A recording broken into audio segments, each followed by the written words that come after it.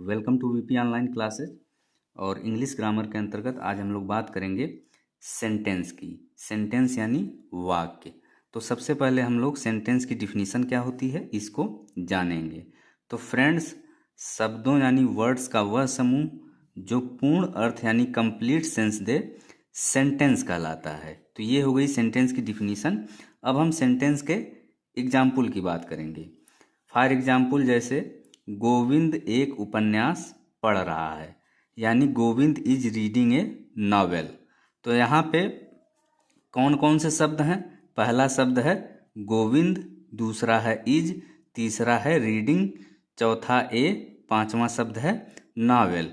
तो ये सभी पांचों शब्द यानी इन सभी पांचों शब्दों का समूह मिलकर एक पूर्ण अर्थ दे रहा है। तो इसलिए इन पांचों शब्दों का समूह क्या हो गया? सेंटेंस हो गया। तो उम्मीद है कि आप लोग सेंटेंस के बारे में समझ गए।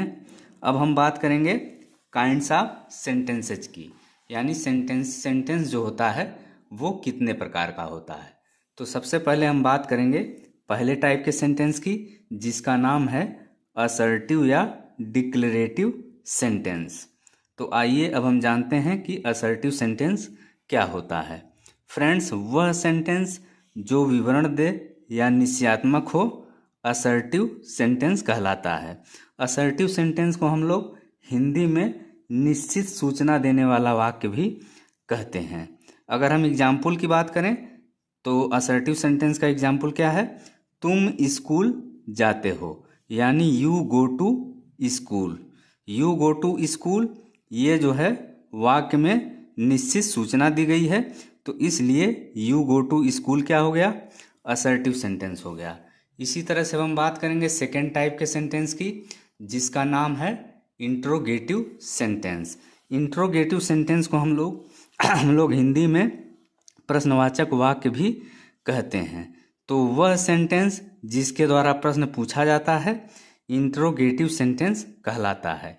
इसके साथ ही इंट्रोगेटिव सेंटेंस के अंत में प्रश्नवाचक चिन्ह भी आता है, जो इसकी पहचान के रूप में काम करता है। तो ये हो गया इंट्रोगेटिव सेंटेंस। अब हम इंट्रोगेटिव सेंटेंस के एग्जाम्पल की बात करेंगे। तो इसका एग्जाम्पल क्या है? तुम कहाँ रहते हो, अंत में प्रश्नवाचक चिन्ह, यानी वेयर डू यू लाइव। तो इसके अंत में प्रश्नवाचक चिन्ह लगा है। और इसके अलावा इस सेंटेंस से प्रश्न भी पूछने का कार्य हो रहा है। तो इसलिए where do you live, where do you live, ये कौन सा सेंटेंस हो गया? इंट्रोगेटिव सेंटेंस हो गया। अब हम बात करेंगे तीसरे टाइप के सेंटेंस की, जिसका नाम है इंपरेटिव सेंटेंस। तो इंपरेटिव सेंटेंस यानी कि आज्ञा सूचक, प्रार्थना सूचक या विनय सूचक वाक्य। अब हम इंपरेटिव सेंटेंस के डिफिनीशन की बात करेंगे। वह सेंटेंस जिसके द्वारा आज्ञा, प्रार्थना या विनय की जाए इंपरेटिव सेंटेंस कहलाता है। अगर हम इंपरेटिव सेंटेंस के एग्जाम्पल की बात करें तो सबसे पहले एग्जाम्पल नंबर 1, चुप रहें, यानी बी क्वाइट।